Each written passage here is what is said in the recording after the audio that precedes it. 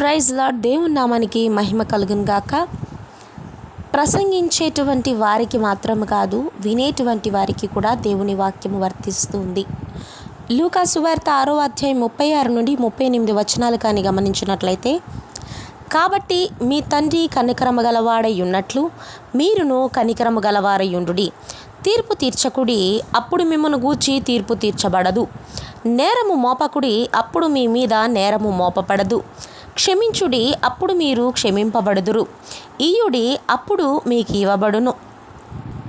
అణచి కుదిలించి దిగజారునట్లు నిండు కొలతను మనుషులు మీ ఒడిలో కొలుతురు. మీరు ఏ కొలతతో కొలుతురో ఆ కొలతతోనే మీకు మరలా కొలువబడునని చెప్పెను.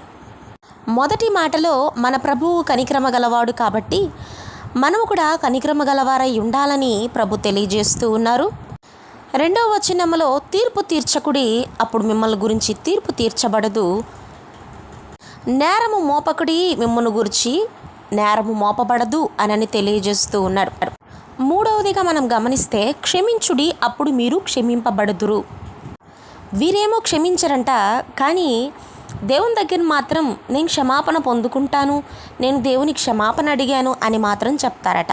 దేవుడు క్షమిస్తానని చెప్తున్నాడా? లేదు. మీరు క్షమిస్తేనే ప్రభు మిమ్మల్ని క్షమిస్తాడని చాలా తేటగా తెలియజేస్తూ ఉన్నాడు. మీరు ఇస్తేనే మీకు ఇవ్వబడుతుందనేటువంటి మాట కూడా ఇక్కడ మనకి బయలుపరచబడతా ఉంది.